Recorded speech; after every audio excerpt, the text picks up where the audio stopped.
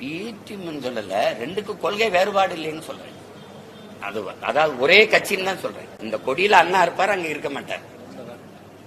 வேற இங்கேயும் திருட்டு இருக்கும், அங்கேயும் திருட்டு இருக்கும், இங்கேயும் உடல் லஞ்சம் இருக்கும், இங்கேயும் மண்ணாளி விற்பாங்க, மலை குடஞ்சி விற்பாங்க, இங்கேயும் சாராயம் இருக்கும், அங்கேயும் சாராயம் இருக்கும். ஏன்னா இங்கேயும் ஒரு ஃபார்மாலிட்டிஸ் எல்லாம் தெரியுமில்ல அப்படின்னு கேட்பாங்க. நீங்க பணியிட மாற்றத்துக்கு வர்றீங்கன்னு வைங்கல தம்பி, நீங்க ஃபார்மாலிட்டிஸ் எல்லாம் தெரியுமில்லன்னா, ஆமா ஆமா என்ன போனதுல 40 கொடுத்தோம், இப்ப கூடிருச்சு 60, இவ்வளவுதான். ஆனா அதேதான். அப்ப நீங்க இதுல என்ன மாற்றம் கண்டுட்டீங்க? திமுக அதிமுகவுக்கு ஒண்ணும் கிடையாது. அப்ப அதனால இது ரெண்டும் ஒரே கோட்பாட்டை கொண்ட கட்சிகள். காங்கிரசுக்கு பிஜேபிக்கு என்ன மாறுதல் கண்டுட்டீங்க? இப்படி பார்ப்போம். இந்த நீட் தேர்வை கொண்டு வந்தது, ஜிஎஸ்டி, இந்த என்ஐஏ, என்ஆர்சி இதெல்லாம் கொண்டு வந்தது யாரு? இதெல்லாம் எல்லாத்தையும் கொண்டு வந்தது அவங்க தானே. அதை இவர் செயல்படுத்துறாரு. காங்கிரஸ் கொண்டு வந்தது நான் செயல்படுத்த மாட்டேன் ஐயாவும் சொல்லல.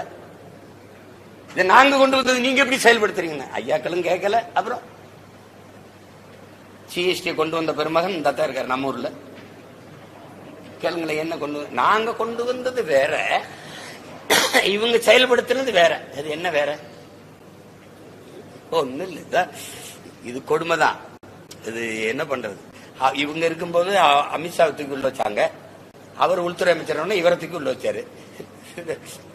பாபர் மசீதை இடிக்க அனுமதிச்சாங்க. பாபர் மசீது இந்த இடத்துல ராமர் கோயில் கட்டினாங்க. அடிக்கல் நாட்டும் போது இவர் நாட்டி கும்பிட்டாரு. அவர் கன்கிராச்சுலேஷன் வாழ்த்து சொன்னாரு.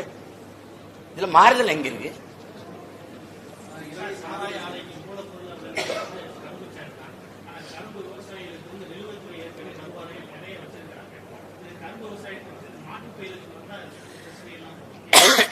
சாராய ஆலை இருக்கிறதுனால தானே உங்களுக்கு அந்த சிக்கல் வருது.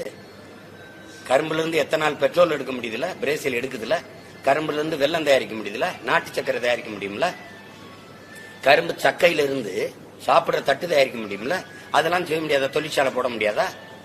சொல்லுங்க. இந்த வெள்ளை சீனியை வச்சு உடம்பெல்லாம் சர்க்கரை நோய் ஏற்றி மக்களை சாகடிக்கிறதுக்கு நாட்டு சக்கரை நீங்க தயாரிக்க முடியாதா? என்ன உங்களுக்கு பிரச்சனை? வெள்ளத்தை உலகம் பூரா ஏற்றுமதி செய்ய முடியாதா? பிற மாநிலம் ஏற்றுமதி செய்ய முடியாதா? ஒரு நிமிஷம். தமிழ்நாட்டுல பொங்கலுக்கு வெள்ளம் கொடுத்தீங்கல்ல, குடுத்தீங்களா இல்லையா? எங்க இருந்து வாங்கிட்டு வந்தீங்க? குஜராத்ல வெள்ளமா கொடுக்கல, அது கேவலப்பட்டீங்க. இப்ப உருகி இலகி அதுல பூச்சி வண்டெல்லாம் இருந்ததுன்னு. அப்ப அதுல ஒரு அமைச்சர் சொல்றாரு, எப்படி பார்த்தாலும் உருக்கித்தானே ஊத்துவீங்க, நாங்க உருக்கியே கொண்டு வந்துட்டோம். ஐயா சொன்ன மாதிரிதான் பாதுகாப்புக்காக பண்ண கதை தான் அது இருக்கு. நீங்க அது வர விரும்பல எதையாவது ஒரு காரணத்தை சொல்லிட்டு சாராய ஆலை உங்க ஆலைங்கிறதுனால தானே பிரச்சனை. மூடுங்க.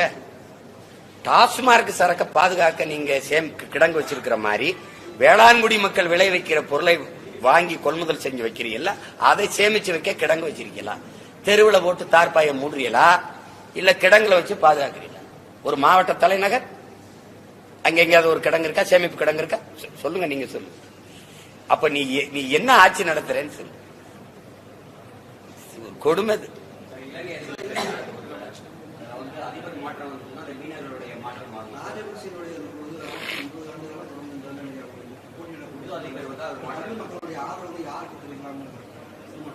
தெரிவிக்க மாட்டாங்க, யாருக்கும் தெரிவிக்க மாட்டாங்க. அவங்க அந்த மண்ணில் அரசியலை முடிவு பண்ணும். எங்களுடைய பார்வை, இப்ப நாங்க இந்த நாட்டின் அரசியலை, இந்த நாட்டில் தமிழ் மக்களுக்கு என்று ஒரு அரசியலை உருவாக்கி அதிகாரத்தை கைப்பற்றி அறம் சார்ந்த ஆட்சி எங்கள் முன்னோர்கள், எங்க பாட்டி, எங்க பாட்டன் மருதுபாண்டி, எங்க அப்பத்தா வேல்நாச்சியாரு, தீரன் சின்னமலை, எங்க முன்னோர்கள் சேர சோழப்பான், நாங்க அறம் சார்ந்து வாழ்ந்த மறவர்கள்.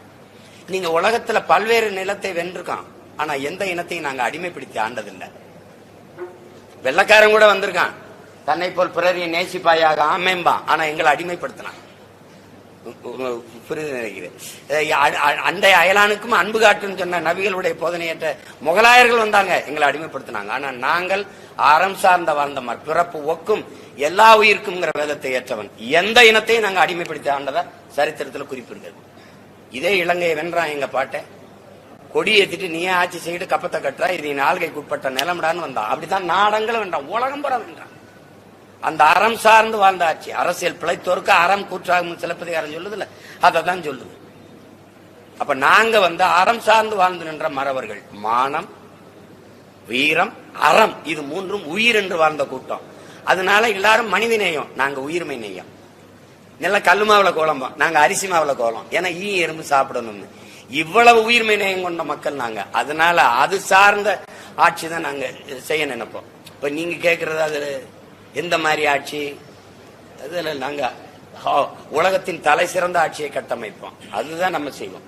இப்ப அதுல என்ன நினைக்கிறோம்னா, இந்ததை காட்டுவதற்கு அதிகார வலிமையற்று அடிமைப்பட்டு கிடக்கிற தமிழின மக்கள் எங்கள் வலிமை. இன்னைக்கு 36 லட்சம் ஓட்டு தூய தமிழ் மக்கள். ₹1 ஓட்ட விற்காது தன்மானமிக்க தமிழ் மக்கள் இன்னும் சாகல. 36 லட்சம் பேர் இருக்கிறோம்னு ஒரு எளிய பிள்ளை இளைஞர்களுக்கு நின்ன வேட்பாளர்களை யாருக்குன்னு தெரியாது. யாரோட வாரிசும் இல்ல. புதுசா இந்த அடுத்த தெருல என் தங்கச்சி நிக்க போறா, இவ்வளவு வேட்பாளர் சொன்னா சிரிப்பா, இந்த பச்சை பிள்ளை நிறுத்திருக்காங்க. ஆனா நிறுத்துறோம். நாங்க என்ன நினைக்கிறோம்னா, எளிய மக்களுக்கும் அதிகாரம் வரணும் அப்படின்னு நினைக்கிறோம். நிராகரிக்கப்பட்ட தமிழ் சமூகங்கள்.